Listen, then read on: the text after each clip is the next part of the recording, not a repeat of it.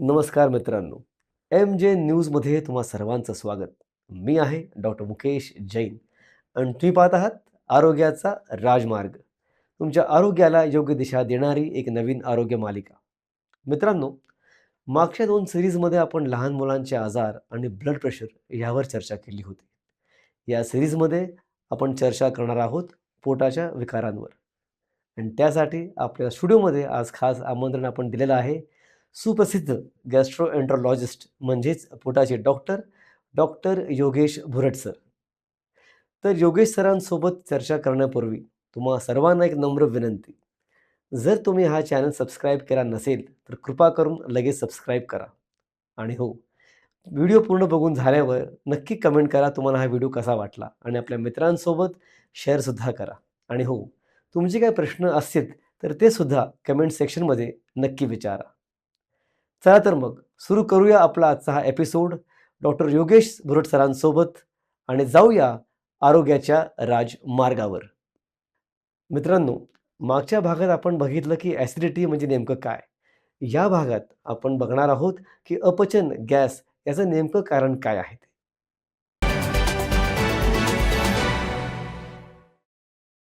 MJ news sponsored by doctor Hasmukh Gujars, heart beat care centre, दिल से दिल तक. योगेश सर नमस्कार. MJ न्यूजमध्ये तुमचं पुन्हा एकदा स्वागत. सर मागच्या एपिसोडमध्ये आपण बघितली होती ॲसिडिटी. ह्या एपिसोडमध्ये आपण तुमच्याकडनं जाणून घेणार आहोत की पोट फुगणे किंवा इनडायजेशन हा जो प्रकार असतो, त्यामागची कारणं नेमकी कुठली असतात?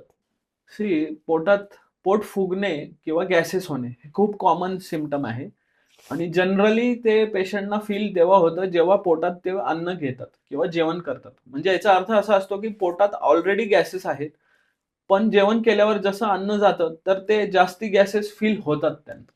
पोट फुगण्याची मुख्य कारणे म्हणजे पोटात गॅस जास्ती प्रमाणात तयार होणे किंवा तयार झालेला गॅस ॲब्झॉर्ब व्हायला काहीतरी अडथळा येणे. अच्छा. नॉर्मली गॅस हा सगळ्यांना असतो. तो पचनासाठी महत्त्वाचा असतो. कारण आतडे हे आपल्याला कोलॅप्स्ड असतात. आता जसं अन्न किंवा पचन झालेलं मटेरियल पुढे जातं, तेव्हा थोडा गॅस तयार होतो. ते पुढे जातं आणि मग तो गॅस ॲब्झॉर्ब होऊन जातो. पण त्या ॲब्सॉर्ब होण्यामध्ये किंवा तयार होण्यामध्ये काही मिसमॅच झाला, की पेशंटला तो गॅस फील व्हायला लागतो. त्याला भरपूर कारणं आहेत. मुख्य कारणं हे तुमच्या आहाराशी रिलेटेड आहे, की गॅस बनवणारे पदार्थ जसे की मैदा, बेसन, जंक फूड अशा गोष्टी जर जास्त खाण्यात आल्या, तर त्याच्याने गॅस होतो. दुसरं कारण आहे, की ॲसिडिटीमुळे गॅस होतो. पोटात ॲसिड जास्ती असेल, पोटाची आतड्यांची हालचाल मंदावलेली असेल, तर अन्न हे जास्त वेळ पोटामध्ये राहतं. त्यामुळे तो गॅस तयारच होत राहतो. तिसरं महत्त्वाचं कारण पोट जर नीट साफ होत नसेल, तुम्हाला बद्धकोष्ठता किंवा कॉन्स्टिपेशन असेल, तरी गॅस तयार होतो. कारण जेवढा वेळ ते संडास किंवा मळ हे शरीरात राहतं, तेवढा वेळ ते गॅस तयार करत राहतं. इतर काही गोष्टी जशी तुम्हाला ओबेसिटी, स्थूलता आहे, त्याच्यामुळे पण गॅस तयार होतो. तुमच्यामध्ये स्वादुपिंडाचं किंवा लिव्हरचे आजार आहे, की ज्याच्यामुळे तुमच्यामध्ये काही पाचक रस हे कमी प्रमाणात तयार होतात आहे. त्याच्यामुळे गॅस होतो. प्लस तुमच्या लाईफस्टाईल रिलेटेड गोष्टी, जसे की तुमची दैनंदिन हालचाल किंवा फिजिकल ॲक्टिव्हिटी कमी असेल, सेडेंटरी लाईफस्टाईल, बसणं खूप जास्ती असेल किंवा जेवल्या-जेवल्या तुम्ही इमिडिएटली झोपत असाल. काही हालचाल नाहीये, रात्रीचं डिनर झालं आणि इमिडिएटली झोपायला हं. गेले, तर त्याच्याने भरपूर प्रमाणात गॅस तयार होतो. म्हणजे मुख्य कारणं हे आपल्या लाईफस्टाईलशी रिलेटेड आहे आणि काही कारणं आहे, की ज्याच्यात पोटामध्ये गॅस तयार होण्याचं प्रमाण वाढतं आणि त्या पेशंटना ते गॅसेस किंवा बद्धकोष्ठता असं जाणवतं. मग डॉक्टरांकडे जायच्या अगोदर घरगुती उपचार त्याला काय केले पाहिजे? गॅसेस का होतात हे 99% पेशंटना माहिती असतं, की बाबा हे खाल्ल्यानंतर मला गॅस होतो किंवा मी खाणं केल्यावरती झोपलो तर गॅस होतो. तर ज्या गोष्टींमध्ये तुमच्या काही मिस्टेक्स होतात त्या तुम्हाला सुधारायला पाहिजे. जसं वेळेवर खाणं खायला पाहिजे. आहारामध्ये पाण्याचं किंवा फ्लुइडचं प्रमाण वाढवायला पाहिजे. ज्याच्याने गॅसेस तयार झाले तरी ते पुढे ढकलले जातात, इझिली ॲब्झॉर्ब होतात. म्हणजे पाणी हे जनरली आम्ही म्हणतो हिवाळ्यामध्ये 2.5 ते 3 लिटर आणि उन्हाळ्यामध्ये 3.5 ते 4 लिटर प्यायला पाहिजे. आहार आहारामध्ये वेळ पाळायला पाहिजे आणि ज्याच्यात खूप प्रमाणात गॅस तयार होणार आहे, असं मैदा, बेसन किंवा तळलेले पदार्थ अशा गोष्टी खाऊ नये. जे नॉनव्हेज खातात त्यांना जाणवत असेल, की नॉनव्हेज खाल्ल्याने भरपूर गॅसेस होतात आणि त्याच्यात कारण प्रोटीन जास्त असतात. तर तेवढ्या पिरियडसाठी तुम्हाला नॉनव्हेज टाळायला पाहिजे. दुसरं, रेग्युलरमध्ये आपल्याकडे भारतीय आयुर्वेदमध्ये किंवा रुटीन घरच्या घरी गोष्टी असतात जसं की जिरा आहे, अजवाईन आहे. अशा गोष्टींमुळे गॅस हा प्रमाण कमी होतो. तुमच्या आहारामध्ये तुम्ही हिंगचं प्रमाण कमी ठेवत असाल तर थोडंसं वाढवून किंवा घेत नसाल तर थोडं घ्यायला सुरुवात केली, तर हिंगने पण गॅस ॲब्सॉर्ब होतं आणि बऱ्यापैकी व्यायामाने हा गॅस तयारही होत नाही आणि तयार झालेला गॅस आहे तो इझिली पास होतो.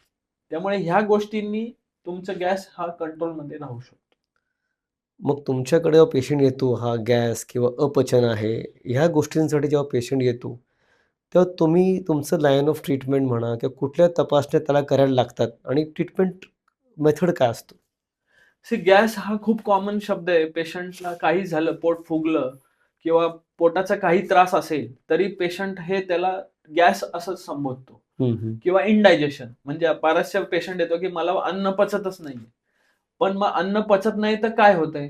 बऱ्याच लोकांना अन्न खाल्ल्यावर उलटी होते किंवा खाल्ल्यावर लगेचच मोशनला जायला लागतं. जायला लागतं. तर ते दोन्ही त्यांच्या बाजूनी हे इंडायजेशनच आहे.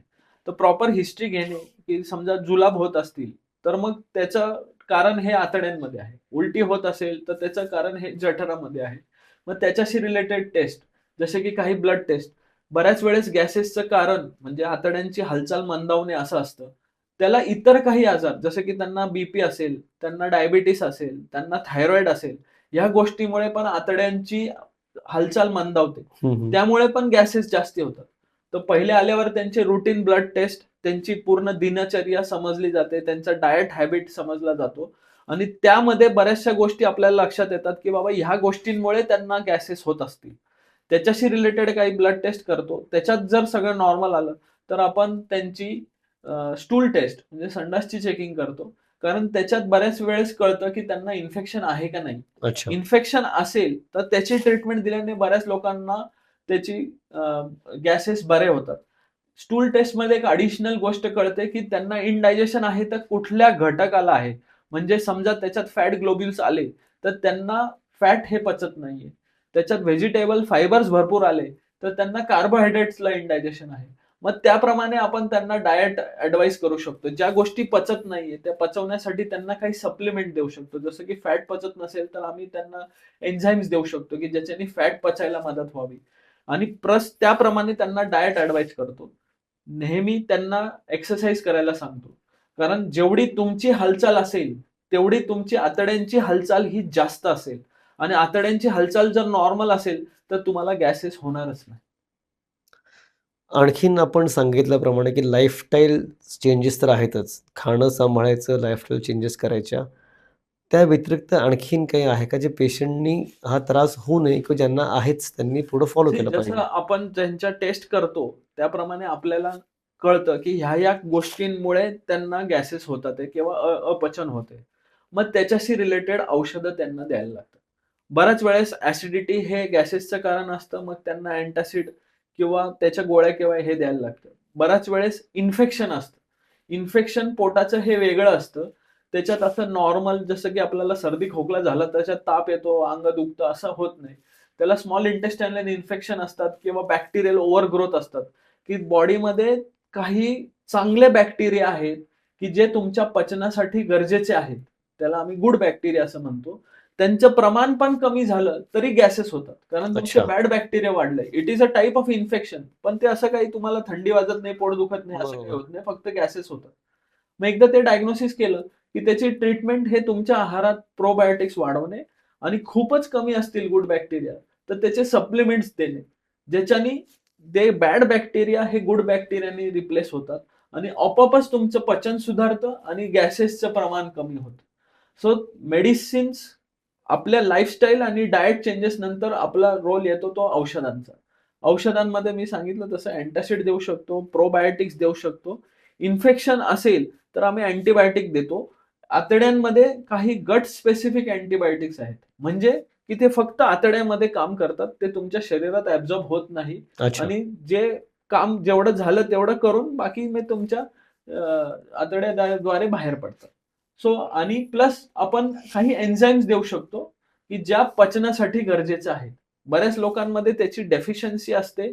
ते आपल्याला ब्लड टेस्ट किंवा स्टूल टेस्टमध्ये कळते. मग तशा वेळेस आपण ते सप्लिमेंट देतो. ते थोड्या वेळासाठी देतो आणि जे समजा पॅनक्रियाटिक एन्झाईम्स कमी असतील, तर आपण त्याचे सप्लिमेंट देतो प्लस पॅनक्रियासचे एन्झाईम्स वाढवण्यासाठी पण काम करतो. आणि मग एकदा ते रिप्लेस झाले, की नंतर हळू आपण औषधं कमी करून पेशंटला लाँग टर्ममध्ये डायट आणि लाईफस्टाईलवर कंट्रोल करतो. तुम्ही म्हटल्याप्रमाणे की बऱ्याच वेळा खाल्ल्यानंतरच होतात गॅसेस. पण बऱ्याच मी बघितले पेशंटना की उपाशीपोटी सुद्धा त्यांना गॅसेस जास्त होतात. त्यामागचं कारण काय असेल? गॅसेसचं कारण सेमच आहे. फीलिंग हे जे आहे ना, हे फक्त कधी-कधी तुमच्यामध्ये गॅसचं प्रमाण कमी असेल, तर नॉर्मल ह्याच्यात तुम्हाला ते फील होत नाही. जसं तुमचं अन्न पोटात जातं, पोटाच्या म्हणजे तुमचं स्टमक ते अकोमोडेट करतं आणि पोटामध्ये काहीतरी आहे, सॉलिड मटेरियल आल्यामुळे मग ते फील होतं, की अरे मला गॅस झालाय. पण ते गॅस अच्छा. आधीपासूनच असतो. अन्न खाल्ल्यावर ते थोडंसं वाढतं आणि मग ते फील होतं.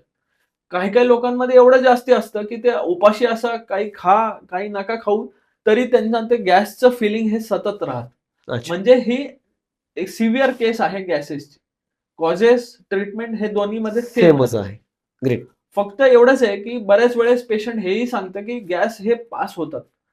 ओके. हं, हं. जेव्हा गॅस पास होतात, त्यावेळेस त्या गॅसला जर स्मेल नसेल, तर आम्ही जनरली हे इंडायजेशन रिलेटेड आहे किंवा एन्झाईम डेफिशियन्सी असं गृहीत धरतो. गॅसेसना जेव्हा स्मेल यायला लागतो, त्यावेळेस असं म्हणजे असं असतं 99% की त्यांना आतमध्ये इंटेस्टाईनमध्ये काही इन्फेक्शन पण असतं.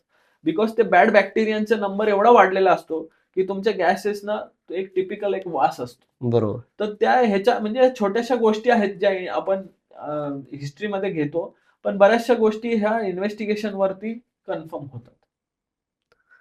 सर खूप छान झाला आजचा एपिसोड. बऱ्याच लोकांना कळलं असणार आहे, की इंडायजेशन आणि अपचन आणि गॅसेस नेमकं काय आहे आणि त्यासाठी त्यांना नेमकं काय केलं पाहिजे.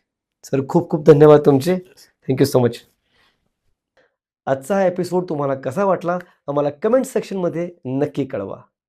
पाहत रहा आरोग्याचा राजमार्ग.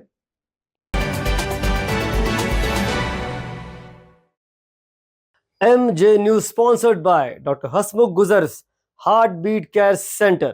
दिल से दिल तक.